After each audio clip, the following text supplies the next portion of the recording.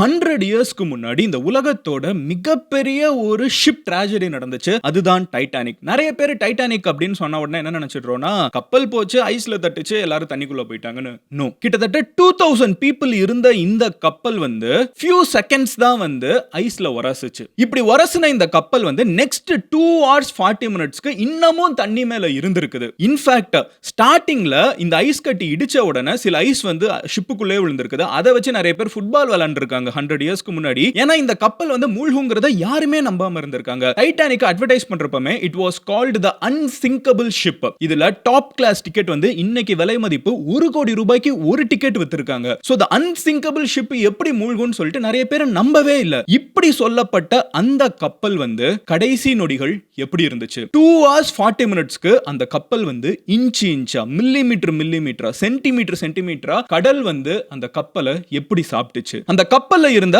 2000 பேர்ல 1000 பேர் கிட்ட வந்து இறந்து போயிடுறாங்க. 750 people கிட்ட காப்பாத்தப்படுறாங்க. இந்த 750 people எப்படி காப்பாத்தப்பட்டாங்க? கிட்டத்தட்ட 1000 people எப்படி இறந்தாங்க? அந்த கப்பலுக்குள்ள கடைசி நொடிகள் என்ன நடந்துச்சு? இது சினிமா கிடையாது, உண்மையிலே என்ன நடந்துச்சுங்கறத நான் உங்ககிட்ட இப்ப டீடைலா சொல்ல போறேன். இந்த மாதிரி இந்த உலகத்துல நடந்த மிக முக்கியமான விஷயங்கள் எல்லாத்தையுமே நீங்க டெய்லி பக்காவா 10 நிமிஷத்துல தெரிஞ்சுக்கணும் அப்படின்னு நினைச்சீங்கன்னா இந்த சேனலை சப்ஸ்கிரைப் பண்ணி MG ஸ்குவாட்ல சேருங்க. அப்போதான் இந்த மாதிரி இன்ட்ரெஸ்டிங்கான கான்டென்ட்லாம் நான் போஸ்ட் பண்றப்போ உங்களுக்கு யூடியூபோட அல்கோரிதம் கரெக்டா சஜஸ்ட் பண்ணி வந்து சேர்க்கும். MG ஸ்குவாட்ல சேர்ந்துட்டீங்களா? ஸ்டார்ட் பண்ணலாமா? ஹலோ எவ்ரிவன், நான் Madan Gowri and hello my dear MG squad.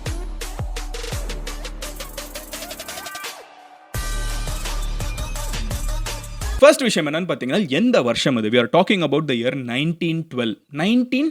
நம்ம இப்போ 2026ல இருக்கோம். ஸோ மோர் தென் 100 இயர்ஸ்க்கு முன்னாடி கூகுள் மேப்ஸ் கிடையாது, ஃபோன் கிடையாது, ஏன் ஃப்ளைட் கூட வந்து பெருசா கண்ட்ரீஸ்குள்ள டிராவல் பண்ணது கிடையாது. அந்த காலகட்டத்தை பேசுறோம். ஸோ ஒரு கான்டினென்ட்ல இருந்து இன்னொரு கான்டினென்ட்டுக்கு, ஒரு கண்டத்துல இருந்து யூரோப்ல இருந்து கிளம்பி அமெரிக்காவுக்கு போகும்னா அதுக்கு பெஸ்ட் மெத்தட் வந்து ஷிப் தான். அண்ட் ஷிப்ல வந்து நிறைய விபத்துகள்லாம் நடந்துட்டு இருக்கிறப்போ டைட்டானிக்கை கட்டுறப்பமே அவங்களோட ஒரு கோல் என்னன்னு பார்த்தீங்கன்னா, இந்த கப்பல் மூழ்கடிக்கவே படக்கூடாதுன்னு சொல்றது தான் அவங்களோட முக்கியமான கோலா இருந்துச்சு. அண்ட் இதுதான் டைட்டானிக்கோட அப்படி கஷ்டப்பட்டு உலகத்திலே யாருமே இந்த கப்பலை தண்ணிக்குள்ளேயே போக வைக்க முடியாதுன்னு சொல்லப்படுற கப்பலை வந்து கட்டி முடிச்சு ஃபர்ஸ்ட் ட்ரிப் இப்போ தான் இது வந்து எங்க இருந்து கிளம்புது? யுனைடெட் கிங்டம்ல இருந்து, யூரோப்ல இருந்து கிளம்பி அமெரிக்காவுக்கு போக போகுது. ஓகேவா? சோ பிரிட்டிஷ்ல இருந்து கிளம்பி அமெரிக்காவுக்கு போக போகுது. இந்த கப்பல் கிளம்பி போகிற மொத்த டைம் லைன் என்னன்னு பாத்தீங்கன்னா 7 days இந்த ட்ரிப்புக்கு தேவை. இங்கிலாந்துல இருந்து கிளம்பி அமெரிக்காவுக்கு போறதுக்கு இந்த 7 daysல கிட்டத்தட்ட half the time முடிஞ்சிருச்சு. on the 4th night இந்த கப்பல் வந்து கடல்ல போயிட்டு இருக்குது. கப்பல் போயிட்டு இருக்கிறப்போ it was a no moon day. So சுத்தமா நிலா கிடையாது. நிலா கிடையாதுங்கிறதுனால கடல்ல இருக்கக்கூடிய சின்ன சின்ன பாறைகளோ பனியோ எதுவுமே வந்து தெரியாது. ஏன்னா நிலா கிடையாது, ரிஃப்ளெக்ஷன் எதுவுமே கிடையாது. அண்ட் அன்னைக்கு வந்து கடல் வந்து அநியாயத்துக்கு அமைதியா இருந்துட்டு இருக்குது. அண்ட் இந்த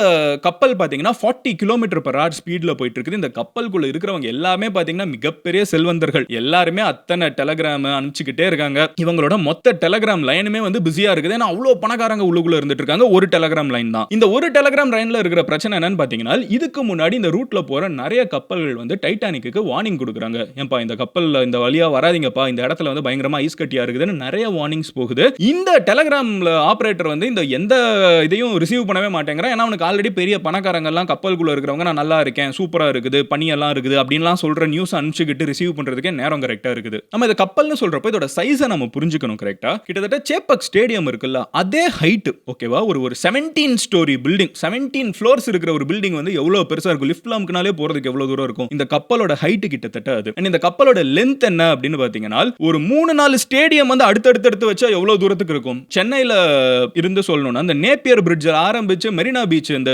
உழைப்பாளர் சிலை வரைக்கும் இருந்து ஒரு டிஸ்டன்ஸ் இருந்தா எவ்வளவு பெருசு இருக்கும்? அவ்வளவு பெருசுக்கு இந்த கப்பலோட லென்த். இது வந்து ஒரு ராட்சச மனிதர்கள் உருவாக்குனதுலே மிகப்பெரிய விஷயம் இதுதான். அந்த கப்பல் தான் வந்து அது வரைக்கும் 1912 வரைக்கும் மனிதர்கள் உருவாக்குனதுலே மிகப்பெரிய விஷயம் வந்து இந்த கப்பல் தான். சோ அவ்வளவு பெரிய ஒரு ராட்சச எந்திரம். ஓகேவா? இது வந்து அந்த மெய்டன் voyage போயிட்டு இருக்கிறப்போ கரெக்டா நைட் 11:40க்கு இவ்வளோ பெரிய டெக்னாலஜி எல்லாம் வந்து வச்சு அவங்க உருவாக்கி இருந்தாலும் அந்த கப்பல்ல இருக்கிற பிரச்சனை என்னன்னு பாத்தீங்கன்னா, இவ்வளோ பெரிய கப்பலா இருந்தாலும் இந்த கப்பல்ல வந்து ஒருவேளை இந்த கப்பல் எதுலயாவது இடிக்க போகுதா இல்லையாங்கிறத தெரிஞ்சுக்கிறதுக்கு அவங்களோட கப்பலோட ஒரு பெரிய கம்புல நின்னுட்டு 2 பேர் பார்த்து சொல்லணும் ஏதாவது வருதா வரலையான்னு. இதுதான் இந்த கப்பலோட இப்போ நடக்கக்கூடிய விபத்துக்கு மிகப்பெரிய காரணியா இருக்குது. சோ அப்படி நின்னுட்டு இருக்கப்போ கரெக்டா 11:40க்கு அந்த கப்பல்ல வந்து இந்த லுக் அவுட் பண்ணிட்டு இருக்க வேண்டியவர் வந்து பாக்குறாரு. அந்த இடத்துல பக்கத்துல வந்து ஒரு பெரிய ஐஸ்பர்க் இருக்குது அப்படின்னு பார்த்துட்டாரு. வேகமா கத்துறாரு, ஐஸ்பர்க் ரைட் அஹெட் அப்படின்னு சொல்லி இதே வார்த்தைகளை கத்துறாரு. ஒரு மிகப்பெரிய பனிமலை அங்க இருக்குது அப்படின்னு சொல்லிட்டு சொன்னது மட்டும் இல்லாம கிட்டே இருக்கிற மணியை வந்து 3 மடங்கு அடிக்கிறார். இது அடிச்சிட்டாருன்னா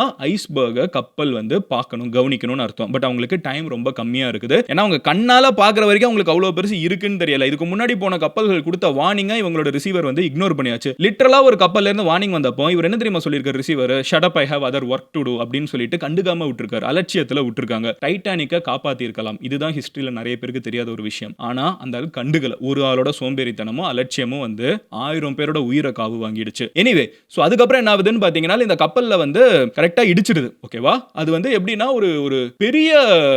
ஒரு பெரிய கடப்பாரை எடுத்து ஒரு கார்ல வந்து பொறுமையா தேய்ச்சிட்டு போனா எப்படி இருக்கும் அந்த மாதிரி 37 செகண்ட்ல வந்து இந்த கப்பல் வந்து ஐஸ்பர்க்ல இடிக்க போகுது. ஓகேவா? ஒராசிட்டு போக போகுது. இவங்க திரும்ப ட்ரை பண்றாங்க. சோ நேரா முட்டல. சோ லைட்டா திரும்பிட்டு போறப்போ அந்த 37 செகண்ட்ஸ் தான் உங்களுக்கு இருக்குது. அவ்வளவு பெரிய கப்பலை உடனே திருப்ப முடியாதுங்கிறதுனால ஒராசிட்டு போகுது. அண்ட் அந்த ஒராசுறது பாத்தீங்கன்னா கிட்டத்தட்ட 90 மீட்டர்ஸ்க்கு அண்டர் வாட்டர். ஓகேவா? தண்ணிக்கு அடியில வந்து இந்த ஐஸ் கட்டி வந்து இந்த ஐஸ் மலை வந்து அதை ஒராசி விடுது. எவ்வளவு நேரத்துக்கு? 90 மீட்டர்ஸ்க்கு. ஓகேவா? 90 மீட்டர்ஸ் தூரத்துக்கு வந்து ஒராசுது. இதனால என்னன்னு பாத்தீங்கன்னா இந்த கப்பலோட பியூட்டி ஏன் இது அன்சிங்கபிள்னு சொல்லிட்டு இருந்தாங்கன்னு பாத்தீங்கன்னா இந்த கப்பலோட பேஸ் வந்து சேம்பரா வச்சிருக்காங்க. மொத்தம் 16 சேம்பர்ஸ் இருக்குது. இதுல ஏதாவது ஒரு இதுல ஓட்ட விழுந்தாலும் மீதி இருக்கிற சேம்பர் வந்து இன்னும் தண்ணிக்கு மேல தானே மிதந்துட்டு இருக்கும். சோ கப்பல் மேலேயே இருக்கும். இதுல வந்து கிட்டத்தட்ட 4 சேம்பர் வரைக்கும் ஓட்ட விழுகலாம். 4 சேம்பர்ல ஓட்ட விழுந்தாலும் இந்த 16 சேம்பர்ஸ் இருக்கிற கப்பல் வந்து தண்ணி மேல தான் இருக்கும். அன்னைக்கு நைட் நடந்தது என்னன்னு பாத்தீங்கன்னா 5 சேம்பர் ஓட்ட விழுந்திருக்குது. 5 சேம்பர். கரெக்ட்டா 4 வரைக்கும் இந்த கப்பல் தாங்கும். பட் 5வது சேம்பரும் இதுல வந்து இந்த தேய்ச்சிட்டு போனதுல கீறல் விழுகுது, ஓட்ட விழுகுது. ஆக்சுவலா இந்த மொத்த ஹோல்ஸ் எல்லாம் நம்ம சேர்த்து வச்சோம்னு வெச்சுக்கோங்களேன், இந்த ஐஸ்பர்க் உருவாக்குன ஹோல்ஸ் இருக்குல்ல, அது 5 சேம்பர்லயும் உருவாக்குது. ஏன்னா தேய்ச்சிட்டு போகுது. அது நிறைய டாட்ஸ் உருவாக்குது, நிறைய ஹோல்ஸ் உருவாக்குது. இந்த மொத்த ஹோலையும் சேர்த்து வச்சோம்னா ஒரு பெரிய டோர் சைஸ் தான் இருக்கும். பட் அது போதும் கடல் மொத்தமா இந்த கப்பலை காவு வாங்குறதுக்கு. சோ இந்த கப்பலுக்குள்ள இந்த தண்ணி வந்து உள்ளுக்குள்ள கொஞ்சம் கொஞ்சமா வர ஆரம்பிச்சிடுது. ஓகேவா? சோ ஃபர்ஸ்ட் 25 மினிட்ஸ் பாத்தீங்கன்னா கப்பல்ல வந்து ஓட்ட விழுந்துருச்சு அப்படின்னு தெரிஞ்ச உடனே பாத்தீங்கன்னா அங்க இருக்கிற அந்த ஷிப்போட டிசைனர் கிட்ட சொல்லப்படுது. அவர் சொல்றாரு மேபி ஒரு 2 hours 3 hours இந்த கப்பலுக்கு இருக்கலாம் அப்படின்னு அவர் சொல்லிடுறாரு. அதுக்குள்ள நம்ம எல்லாரையும் காப்பாத்தணும் அப்படின்னு சொல்றாங்க. ஆனா கப்பலுக்குள்ள இருக்கிறவங்க பாத்தீங்கன்னா நிறைய பேர் தூங்கிட்டு இருந்திருக்காங்க அன்னைக்கு நைட். அவங்களுக்கு வந்து இப்படி ஒன்னு நடந்திருக்குன்னு கூட தெரியல. ஏன்னா பெருசா சவுண்ட் கிடையாது, ஒண்ணும் கிடையாது. நிறைய பேர் அந்த சவுண்டுக்கு நடுவுல தூங்கி இருக்காங்க. பெரிய சவுண்ட் கிடையாது. ஓகேவா? தூங்கிட்டே இருந்திருக்காங்க. அண்ட் சில இடத்துல அந்த ஐஸ் மலை ஒராசிட்டு கீழே போகுதுன்னா மேலேயும் ஐஸ் மலை தானே இருக்கும். அதுல இருந்து விழுந்திருக்கும்ல சில ஐஸ். அப்படி விழுந்த ஐஸ்ல ஃபுட்பால் விளையாண்டுட்டு உள்ளுக்குள்ள இருந்திருக்காங்க. ஏன்னா இந்த கப்பலுக்கு எதுவும் ஆகாதுங்கிறதா அங்க இருந்த எல்லாரோட நம்பிக்கையும். அந்த ஷிப்புக்குள்ள இருந்த ஒரு பெரிய பிரச்சனை என்னன்னு பாத்தீங்கன்னா since everyone thought this is an unsinkable ship, இந்த ஷிப் வந்து என்னாலும் மூழ்காதுன்னு நம்பினதுனால இந்த ஷிப்ல வந்து இருக்கக்கூடிய லைஃப் போட்ஸ் வந்து பாதிக்கு பாதி ஆட்களை தான் காப்பாற்ற முடியும். மொத்தம் ஷிப்ல இருந்தது 2224 பீப்புள். ஆனா லைஃப் போட்ஸ் வந்து கிட்டத்தட்ட 178 பீப்புளுக்கு தான் மொத்தமே செஞ்சு வச்சிருக்காங்க. காரணம் என்னாலும் ஷிப் மூழ்க போறது இல்ல, அப்புறம் எதுக்கு லைஃப் போட்னு நினைச்சு பாதிக்கு பாதி தான் சேஃப்டி மெஷர்ஸே இருந்திருக்குது. அடுத்த பிரச்சனை என்னன்னு பாத்தீங்கன்னா SOS விட்டாச்சு, வானத்துல வந்து ஃபிளார் அடிக்கிறாங்க. ஓகேவா? கிட்ட இருக்கக்கூடிய இன்னொரு கப்பல் வந்து இந்த ஃபிளாரை பாக்குறாங்க. பார்த்துட்டு இது வந்து உண்மையிலே பிரச்சனைனால அனுப்பிச்சிருக்காங்களா இல்ல பிரைவேட்டா வேற யாராவது அனுப்பிச்சிருக்காங்களா, போணுமா வேணாமான்னு இந்த மாதிரி குழப்பத்திலே இருந்துகிட்டு அவங்க வரல. ஒரு கப்பல் வரல, பார்த்துட்டு விட்டுறாங்க. இன்னொரு SOS மெசேஜ் வந்து நிறைய ரேடியோ மூலமா அனுப்புறாங்க. கிட்ட இருக்கிற கப்பல்களுக்கு வந்து அந்த SOS வந்தது வந்து நிறைய பேர் வந்து கரெக்டா ஒரு கப்பல் வந்து இருக்குது, வந்து காப்பாத்துற தூரத்துல தான் இருக்குது. ஆனா அந்த கப்பல் வந்து கரெக்டா 10 நிமிஷத்துக்கு முன்னாடி தான், நைட் இதெல்லாம் நடக்குதுங்கிறதுனால 10 நிமிஷத்துக்கு முன்னாடி தான் அவங்க ரேடியோவை ஆஃப் பண்ணி வச்சிட்டாங்க. ரிசீவ் ஆனாலும் அங்க ஆள் இல்ல, அதை வந்து எடுத்துட்டு போய் கேப்டன் கிட்ட சொல்றதுக்கு. ஓகேவா? சோ இந்த பிரச்சனை எல்லாம் போயிட்டு இருக்கிறப்போ கப்பல் வந்து மூழ்க போகுதுன்னு எல்லாருக்கும் தெரிஞ்சிருது. உள்ளுக்குள்ள அனௌன்ஸ்மெண்ட்ஸையும் மேக் பண்ண ஆரம்பிச்சிடுறாங்க. லைஃப் போட் வந்து கொஞ்சம் கொஞ்சமா இறங்க ஆரம்பிச்சிடுது. பாதிக்கு பேர் தான் காப்பாற்ற முடியும். ஆனாலும் அந்த பாதி பேரையாவது காப்பாத்தலாம்னு சொல்லிட்டு லைஃப் போட் இறக்க ஆரம்பிச்சிடுறாங்க. லைஃப் போட்டை இறக்க ஆரம்பிக்கிறப்போ கேப்டன் வந்து ஒரு விஷயத்தை சொல்றாரு. ஆண்கள் ஏறுறதுக்கு முன்னாடி எல்லா பெண்களையும் குழந்தைகளையும் ஏத்திடுங்க அப்படின்னு சொல்றாங்க. ஆனா இது கம்யூனிகேஷன்ல எப்படி போயிடுது அப்படின்னு பாத்தீங்கன்னா ஆண்கள் ஏற வேணாம், பெண்களும் குழந்தைகளும் மட்டும் தான் ஏறணும் அப்படின்னு சொல்லி கம்யூனிகேஷன்ல போயிடுது. சோ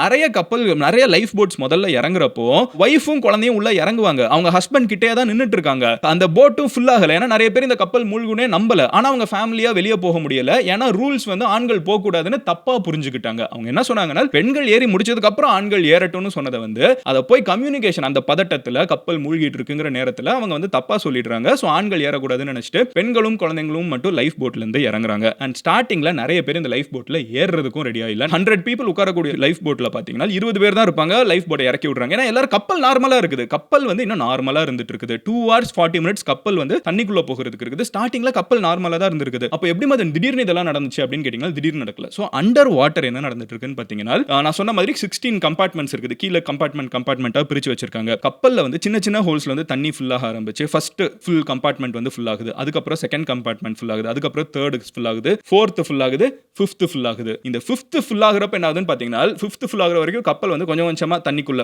ஃபர்ஸ்ட் இது ஃபுல் ஆகுறப்போ லைட்டா தண்ணிக்குள்ள, ஏன்னா வெயிட்டிங் அதிகமாகுது. அப்புறம் செகண்ட் ஃபுல் ஆகுறப்போ இன்னும் கொஞ்சம் தண்ணிக்குள்ள, லைட்டா இப்படின்னு சொல்லிட்டு கொஞ்சம் கொஞ்சமா தான் அந்த கப்பல் வந்து தண்ணிக்குள்ள போயிருக்குது. கொஞ்சம் கொஞ்சமா தான் இன்னொரு சைடு, சோ ஒரு சைடு தண்ணி வந்து ஃபுல்லாக இன்னொரு சைடு வந்து கொஞ்சம் கொஞ்சமா தண்ணிக்கு மேல வர ஆரம்பிச்சிருக்குது. சோ அட் சம் பாயிண்ட் என்ன இருக்குன்னு பாத்தீங்கன்னா, ஒரு மிகப்பெரிய சீசா மாதிரி ஒரு பாதி கப்பல் தண்ணிக்குள்ளேயும் இன்னொரு பாதி கப்பல் தண்ணிக்கு மேலையும் லிட்டரலா ஒரு 45 டிகிரி ஆங்கிள் இருக்கிற மாதிரி வந்து நின்னுட்டு இருந்திருக்குது. இன்ஃபேக்ட் 1 hour 5 minutes கழிச்சு தான் முதல் லைஃப் போட்டே தண்ணிக்குள்ள போகுது. அண்ட் அதுல இருக்கக்கூடிய 65 சீட்ஸ்ல 28 தான் ஃபுல்லா இருக்குது. நான் சொன்ன மாதிரி பாதிக்கு பாதி ஃபுல் ஆகாமலே தான் ஸ்டார்டிங்ல போயிருக்குது. ஏன்னா யாரும் நம்பல. அந்த பீப்பிள வந்து ஆனா பேனிக் ஆகாமலும் வச்சுக்க வேண்டிய ஒரு தேவை இருக்கு. கரெக்ட்டா? சோ அதனால என்ன பண்றாங்கன்னு பாத்தீங்கன்னா, அங்க வந்து ஒரு bunch ஆஃப் மியூசிஷியன்ஸ் இருக்காங்க. அவங்க வந்து அந்த கப்பல்ல இருக்கிறவங்களுக்கு என்டர்டெயின்மென்ட்க்கு வாசிக்க வேண்டியவங்க தான். அந்த பேண்ட வந்து அவங்க சொல்றாங்க, என்னானாலும் இந்த ஷிப்பை விட்டு போயிடாதீங்க, நீங்க வாசிங்க, கடைசி நொடி வரைக்கும் வாசிச்சுக்கிட்டே இருந்துங்க. சோ பீப்பிளுக்கு வந்து அந்த பேனிக் தெரியாது, கொஞ்சம் கம்போஸ்டா இருப்பாங்கன்னு சொல்றாங்க. இத கேட்ட அந்த 8 பேர் கொண்ட பேண்ட் வந்து கப்பல் தண்ணிக்குள்ள போகிற வரைக்கும், ஏன்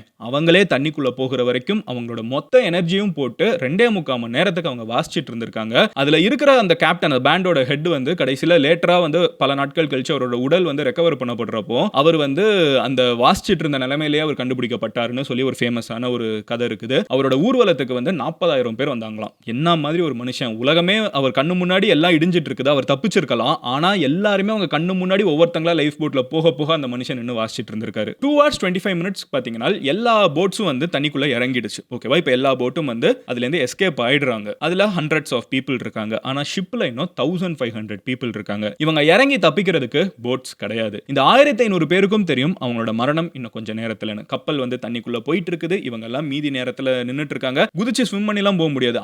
உறையும் பனி -2 டிகிரி செல்சியஸ்.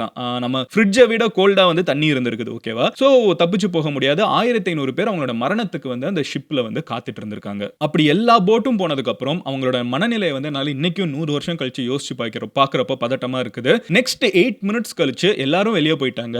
அந்த ஷிப் லைஃப் போட்ல இருக்கிறவங்க எல்லாம் பார்த்துட்டு இருக்காங்க. 1500 பேர் இந்த ஷிப்ல இருந்துட்டு இருக்காங்க. ஷிப் வந்து சீசா மாதிரி நான் சொன்னேன்ல மேல போயிருக்குது. இப்படி ஒரு பாதி மேல போயிடுச்சு, இன்னொரு பாதி கீழே போயிடுச்சு. மேல போன பாதி வந்து டம்னு ஒரு பெரிய சவுண்டோட உடையுது. ஷிப் ரெண்டாகுது. இந்த நேரத்துல பாத்தீங்கன்னா ஷிப்ல இருக்கிற எல்லா லைட்ஸ், பவர் எல்லாமே வந்து கம்ப்ளீட்டா கட் ஆகுது. அண்ட் இந்த டெப்த் எவ்வளவுன்னு பாத்தீங்கன்னா ஒரு 4-5 புர்ஜ் கலிஃபா, வேர்ல்டுலயே டாலஸ்ட் பில்டிங் இருக்குல, ஒண்ணுக்கு மேல ஒண்ணு வந்து ஒரு 4-5 வச்சு பாத்தீங்கன்னா கூட இந்த டெப்த் இருக்காது. பல கிலோமீட்டர்ஸ்க்கு வந்து தண்ணிக்குள்ள வந்து இவங்க போறாங்க. ஒரு பாதி போக ஆரம்பிச்சிருச்சு, இன்னொரு பாதியில எல்லாரும் ஒன்னு சேர்ந்து நின்னுட்டு இருக்காங்க. இது அப்படியே மேல இருந்து கொஞ்சம் கொஞ்சமா உள்ளுக்குள்ள இப்படி போயிட்டு இருக்குது. சோ இப்போ இந்த இடத்துல எல்லாரும் சேர்ந்துட்டு இருக்காங்க. டாப்ல வந்து எல்லாரும் சேர்ந்துட்டு இருக்காங்க.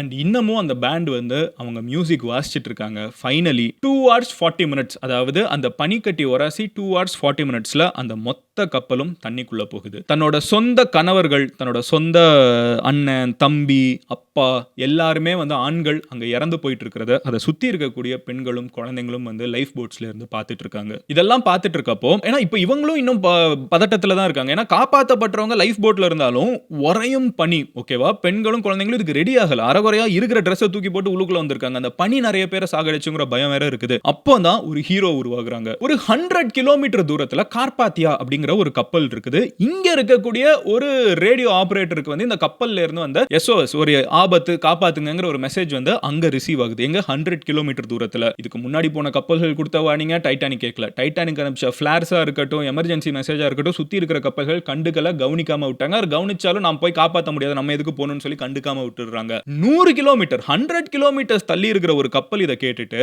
அந்த கார்பாத்தியாங்கிற அந்த கப்பலோட கேப்டன் வந்து நம்ம கிட்ட இருக்கிற எல்லா எனர்ஜியும் பர்ன் பண்ணுங்க, ஒரு இன்ச்சையும் விடாதீங்க, எவ்வளவு கஷ்டப்பட்டாவது எவ்வளவு சீக்கிரம் போக முடியுமோ போங்க அப்படின்னு சொல்லி டீம் கிட்ட ஆர்டர் பண்றாங்க. மொத்த க்ரூவும் அதுக்காக ரெடி ஆகுறாங்க. இவங்க இங்க இருந்து பதிலுக்கு மெசேஜ் அனுப்புறாங்க, நாங்க வந்துட்டு இருக்கோம் அப்படின்னு சொல்லிட்டு ஃபிளார்ஸ் எல்லாம் வானத்துக்கு அனுப்புறாங்க. இப்போ 750 பீப்பிள் காப்பாற்றப்படுறதுக்கு தண்ணியில மிதந்துட்டு இருக்காங்க. கப்பல் உள்ளுக்குள்ள போயிடுச்சு டைட்டானிக். இந்த கார்பாத்தியா கப்பல்ல இருக்கிறவங்க வேக வேகமா வந்து ஏர்லி மார்னிங் சன் அந்த லைட் வர நேரத்துல கப்பல் வந்து உள்ளுக்குள்ள போய் கப்பல் வந்து இடிச்சு ஒரு 4 hours 20 minutes கழிச்சு கார்பாத்தியா வந்து அங்க இருக்கக்கூடிய எல்லா மக்களையுமே வந்து அவங்களோட ஷிப்ல ஏத்திக்கிறாங்க. இந்த ஷிப்போட கேப்டனுக்கு வந்து அவ்வளோ பெரிய வரவேற்பு மறுபடியும் ஒரு ஊருக்கு போனப்ப இருந்துச்சு. ஊரே செலிப்ரேட் பண்ணுச்சு, எவ்வளவு பிரேவான ஒரு விஷயத்தை செஞ்சிருக்கீங்கன்னு சொல்லிட்டு. ஃபைனலி 2224 பீப்பிள் போயிட்டு இருந்த 2224 பேர் போயிட்டு இருந்த டைட்டானிக் வந்து இடிஞ்சு தண்ணிக்குள்ள போய் 1500 பேரு கிட்ட கடைசி வரைக்கும் வீடு திரும்பவே இல்ல. தண்ணிக்குள்ள அட்லாண்டிக் கடல்ல உறைஞ்சு போய் இறந்து போனாங்க. நிறைய பேர் அவங்க தண்ணிக்குள்ள போய் இறந்திருப்பாங்கன்னு யோசிச்சா அந்த டெம்பரேச்சர், தண்ணியோட டெம்பரேச்சரே அவங்கள வந்து சாகடிச்சிருக்குன்னு சொல்லப்படுது. 710 people வந்து காப்பாத்தப்படுறாங்க தேங்க்ஸ் டு த கார்பாத்தியா அப்படிங்கிற அந்த கப்பலோட கேப்டனுக்கு. அண்ட் 114 இயர்ஸ் கழிச்சு இன்னைக்கு நம்ம இதை பத்தி பேசிட்டு இருக்கோம். பட் ஒரு ஃபேசினேட்டிங்கான விஷயம் என்னன்னு பாத்தீங்கன்னா, அந்த உலகம் எவ்வளவு டிஸ்கனெக்டடா இருந்திருக்குன்னு யோசிச்சு பாருங்க. 1912 1914 அந்த காலகட்டத்தில் இருந்த டைட்டானிக்கை வந்து இடிஞ்சு தண்ணிக்குள்ள போயிடுச்சு. கரெக்டா 1985 தான் இப்போ ரீசெண்டா தான் இந்த கப்பல் எங்க இருக்குங்கிறதே நம்ம ஐடென்டிஃபை பண்ணோம். அது வரைக்கும் நம்ம கிட்ட உடைஞ்சு போன கப்பல் தண்ணிக்குள்ள போயிருக்குது, அதை போய் பார்க்குற டெக்னாலஜி கிடையாது. 1985 தான் டைட்டானிக் வந்து எங்க இருக்கு அப்படிங்கிறதே கண்டுபிடிக்கிறோம். அண்ட் இந்த கப்பல்ல காப்பாற்றப்பட்டதுல ஒரு 2 month old பேபி இருக்குது, அவங்க அம்மாவோட அனுப்பிச்சு வச்சிருக்காங்க. அந்த குழந்தை வந்து 2009ல இறந்து போனாங்க. அதோட டைட்டானிக்கோட கடைசி சர்வைவர் இறந்து போயிட்டாங்க. மத்தபடி டைட்டானிக் வந்து நம்மளுக்கு சொல்லிட்டு போனது லெசன்ஸ் மட்டும் தான். அதுக்கப்புறம் உருவாக்கப்படுற ஒரு கப்பலுக்கும் கம்பல்சரி எத்தனை பேர் ஆன் போர்டு இருக்காங்களோ அவங்களுக்கு தேவையான லைஃப் போட்ஸ் இருக்கணுங்கிறத மேண்டேட் பண்ணப்படுது. ரேடியோவை வந்து எப்ப பார்த்தாலும் யாராலும் ஒருத்தங்க ஒரு ரேடியோ மெசேஜை மிஸ் பண்ணாம எல்லாத்தையும் வாசிக்கணும், கேட்டுக்கிட்டே இருக்கணுங்கிறத இன்ஃபார்ம் பண்ணப்படுது. இன்னைக்கு இருக்கக்கூடிய மாடர்ன் ஷிப்ஸ்க்கு கம்பல்சரி ஜிபிஎஸ்ல இருந்து எல்லாமே அந்த சேஃப்டி ப்ரொசீஜர்ஸ் எல்லாம் வந்து நம்மளுக்கு விட்டுட்டு போன ஒரு முக்கியமான ஒரு காரணம் வந்து டைட்டானிக்கோட இந்த மிகப்பெரிய ஒரு ட்ராஜடி தான். எனக்கு இன்னமும் யோசிக்க தோன்ற ஒரு விஷயம், ஒரு பஞ்ச் ஆஃப் மென் சீரியஸா யோசிச்சு பாருங்களேன். அவங்க தன்னோட மனைவிகள், தன்னோட குழந்தைங்க, தன்னோட குடும்பங்கள், அவங்கெல்லாம் அம்மா, தங்கச்சிங்க, அம்மாங்க எல்லாரும் சந்தோஷமா இருக்கணும்னு சொல்லிட்டு எல்லா ஆண்களும் அந்த போட்ல நான் இந்த இடத்துக்கு சண்டை போட மாட்டேன், நீங்க கிளம்பி போங்கன்னு சொல்லிட்டு அந்த போட்லயே தன்னோட மரணத்துக்கு காத்துட்டு நின்று இருந்திருக்காங்கல்ல. How many people can still do that? That's absolutely crazy. And இதுதான் டைட்டானிக்கோட கடைசி நொடிகளோட கதை. உங்ககிட்ட முடிஞ்ச அளவுக்கு அதை சிம்பிளிஃபைடா சொல்லியிருக்கேன். நம்ம டைட்டானிக்னு சொன்னா நம்மளுக்கு படம் வந்து அந்த லவ் ஜோடி தான் ஞாபகத்துக்கு வரும். பட் அதை தாண்டி there was so much happening in the boat, there was so much happening in the ship. நான் முடிஞ்ச அளவுக்கு எல்லாத்தையும் சொல்லியிருக்கேன்னு நினைக்கிறேன். இந்த மாதிரி ஃபேசினேட்டிங்கான நம்ம ஹிஸ்டரியில நடந்த விஷயங்களை நீங்க டெய்லி தெரிஞ்சுக்கணும் அப்படின்னு நினைச்சீங்கன்னா மதன் கௌரி சேனலை சப்ஸ்கிரைப் பண்ணி எம்ஜி ஸ்குவாட்ல சேருங்க. அண்ட் நீங்க இந்த கப்பலுக்குள்ள நடந்த ஏதோ ஒரு விஷயத்தோட பயங்கரமா கனெக்ட் பண்றீங்க, ஒரு பயங்கரமா இன்ஸ்பயர் ஆகுறீங்கன்னா அது என்னன்னு நினைக்கிறீங்கிறத கமெண்ட் செக்ஷன்ல சொல்லுங்க. Love you all, take care, bye, cheers MGs, God bless MG squad.